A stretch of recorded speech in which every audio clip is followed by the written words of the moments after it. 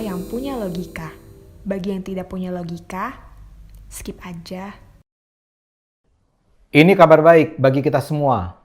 Kementerian Pendidikan dan Kebudayaan sedang menghabisi korupsi di sekolah-sekolah Indonesia. Salah satunya adalah dengan meluncurkan Sistem Informasi Pengadaan Sekolah atau SIP-lah. Selama ini kita mungkin tidak sadar bahwa di lembaga-lembaga pendidikan banyak terjadi kecurangan dari skala minimal sampai yang raksasa yang masuk dalam kategori korupsi. Biasanya ini terkait dengan pembelian. Lembaga pendidikan adalah lahan basah bagi korupsi. Lebih dari 100.000 sekolah di Indonesia yang memperoleh dana bantuan operasional sekolah BOS setiap tahun harus membelanjakan uang untuk membeli segenap keperluan sekolah dari buku, alat tulis, sampai meja sekolah. Disinilah permainan berlangsung. Sekolah bisa memesan barang, memarkup harga, dan menarik selisih harga ke kantong. Dan para penjual barang bisa mendekati para pejabat sekolah, mengiming-imingi dengan komisi menggiurkan, dan menjual barang dengan harga melambung. Ini yang diperangi Mendikbud. Caranya brilian. Menteri Nadiem ini memang digital sekali. Sekarang dia kembali menggunakan platform digital untuk menjadikan segenap penggunaan dana sekolah itu tidak mudah dikorupsi. Mendikbud menerapkan SIP-lah, yakni semacam marketplace untuk pengadaan alat sekolah. Di SIP-lah, pembeli, yaitu sekolah, bertemu dengan penjual, yaitu perusahaan penyedia alat sekolah. Jadi semua sekolah yang menggunakan sumber dana bantuan pemerintah harus melaksanakan pengadaan barang dengan menggunakan jasa SIP-lah. Pertama-tama, para penjual mendaftarkan produk yang ditawarkan ke SIP-lah lengkap dengan spesifikasi produk dan harga. Lantas sekolah akan memilih produk yang ingin mereka beli sesuai kebutuhan. Sekolah membeli melalui SIP-lah. SIP-lah meneruskan pemesanan ke penyedia produk yang kemudian akan mengirimkan langsung produk yang dibutuhkan ke pemesan. Begitu pemesanan sudah selesai, SIP-lah akan mengirimkan uang pembelian ke penjual. Tahun ini misalnya, pemerintah pusat menyalurkan bantuan operasional sekolah BOS sebesar 53,4 triliun rupiah ke lebih dari 216.000 sekolah untuk membantu kebutuhan belanja operasional. Total anggaran BOS meningkat dari 51,2 triliun rupiah di tahun 2019 menjadi 53,4 triliun rupiah di tahun 2021. Jadi dana BOS yang harus digunakan tidak main-main jumlahnya.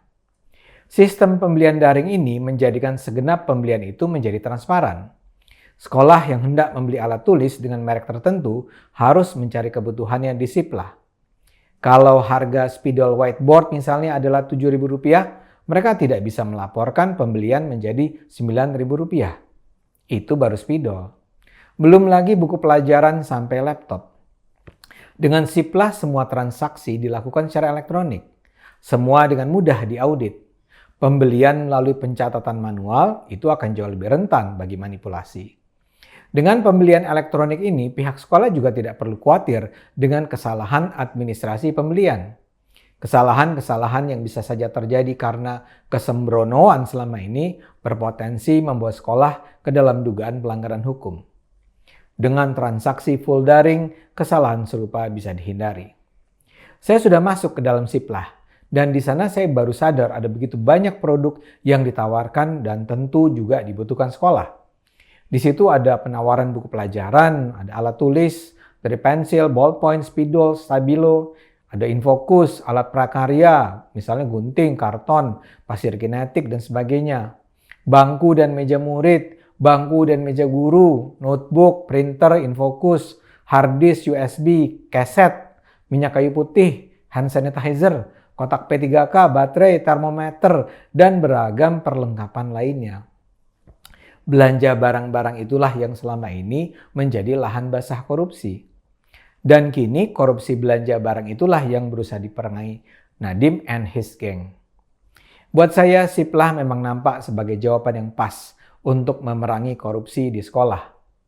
Cara ini juga membantu perusahaan-perusahaan penyedia barang yang berusaha main lurus. Selama ini perusahaan-perusahaan yang berintegritas sulit untuk menembus benteng yang dibuat para mafia alat sekolah. Para pedagang jahat itu jauh lebih pintar untuk mendekati para pengambil keputusan di sekolah-sekolah. Akibat bujuk rayu mereka, sekolah bisa saja justru memilih membeli barang yang lebih mahal selama itu membawa komisi yang menguntungkan mereka. Akibatnya, pengusaha bersih tak mendapat kesempatan. Produk mereka tidak dibeli walau dengan kualitas lebih tinggi hanya karena mereka tidak punya kebijakan untuk menyuap pengurus sekolah misalnya. Selain memerangi korupsi, ada sejumlah rangkaian manfaat lain dari Siplah. Pertama, setiap transaksi didokumentasikan, tercatat secara elektronik. Ini pada gilirannya menciptakan transparansi dan akuntabilitas. Semua proses belanja terdokumentasi dan dapat diunduh sehingga sekolah lebih aman melakukan transaksi. Kedua, ini menciptakan efisiensi anggaran. Kalau sekolah bisa membanding-bandingkan harga, mereka akan memilih harga yang relatif lebih rendah. Dengan demikian, perusahaan-perusahaan yang dengan seenak-enaknya bermain harga akan terpaksa gigit jari karena adanya pesaing yang bisa menawarkan harga lebih rendah untuk produk yang sama. Pilihan penyedia produk pun menjadi lebih banyak dan beragam. Tidak harus hanya perusahaan besar yang mendominasi. Jumlah perusahaan yang terlibat dalam Siplah terus meningkat. Ini bisa dipahami karena para penjual produk memang lebih nyaman berjualan di Siplah karena proses pendaftaran dan pembayarannya yang lebih cepat. Verifikasi pendaftaran penyedia produk hanya butuh waktu 1 kali 24 jam setelah registrasi.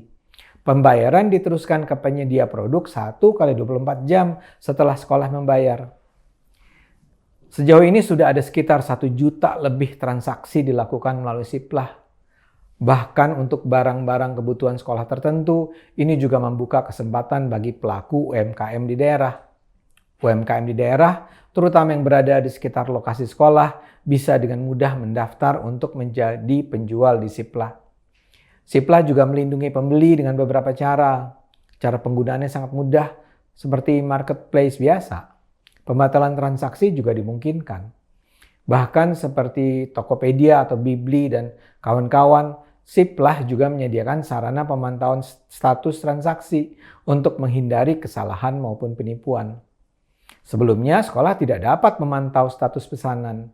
Akibatnya, sekolah bisa saja terpaksa menunggu dengan harap-harap cemas untuk waktu lama menunggu kedatangan pesanan. Di sisi lain, sekolah juga dapat melakukan pembatalan transaksi selama penyedia belum konfirmasi.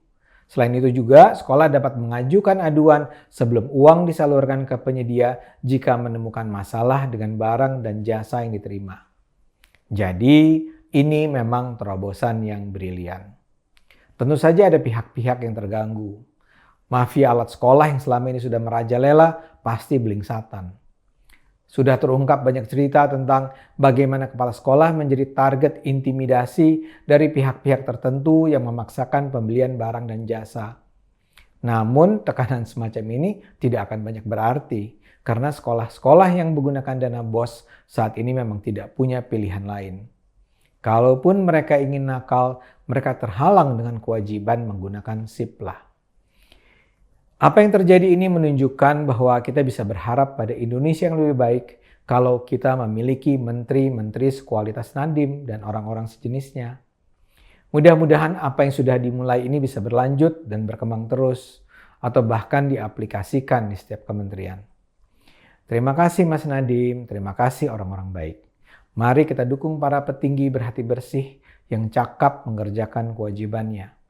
Mari terus gunakan akal sehat, karena hanya bila ada banyak manusia berakal sehat, negara ini akan selamat.